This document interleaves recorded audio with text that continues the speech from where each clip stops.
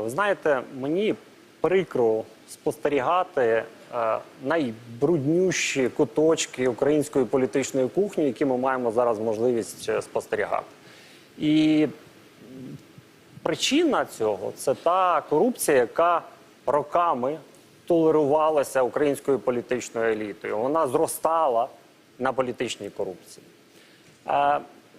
Насправді, те, що ми маємо можливість спостерігати, це результат безкарності за корупцію. Ви продемонстрували кричущі факти корупції, за якими не послідувало жодного покарання. З одного боку, я можу погодитись з паном Гриценко в тому, що потрібно посилювати санкцію за корупцію. Але з другого боку, давайте згадаємо, навіть за нинішніми статтями про зловживання, про хабарництво, це санкції від 12 до 15 років позбавлення волі. Багато ми знаємо корупціонерів, які реально одержали 15 років позбавлення волі? Небагато. Що це породжує? Безкарність породжує подальшу корупцію. Хто такий Оніщенко? По великому рахунку, Оніщенко – це традиційний український клептократ. Клептократія, я нагадаю, це влада, яка обкрадає власний народ. В Україні постійно змінюється обличчя, але сутність влади не змінюється. На чому будується клептократія? Вона будується на принципі омерти, мовчання. Клептократи пов'язані між собою настільки, що один іншого не готовий здати. Він не готовий повідомити інформацію про те, в яких корупційних оборудках вони задіяні. Чому? Тому що повалиться вся їхня система влади. Відбувся збій системи.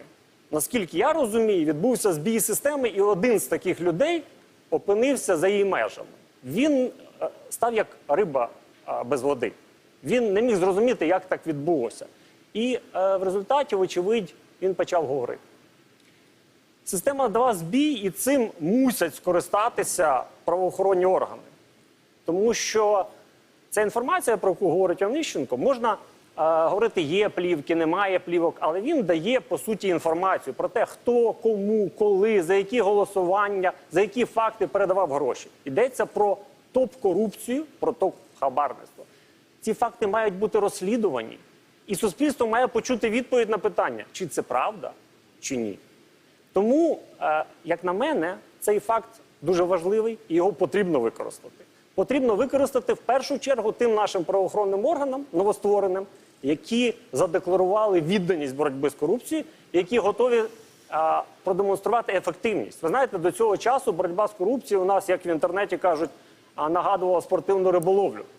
Коли корупціонера зловили, поміряли глибину його кишень, зважили, і після цього відпустили вільне плавання, щоб не пошкодити цінний екземпляр.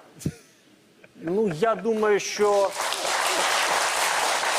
варто поставити на цьому край. А якщо серйозно, то клептократія, нова клептократія, має піти. Тому що якщо вона залишиться, це становить загрозу для національної безпеки і для української державності. Дякую. Спасибо. Спасибо.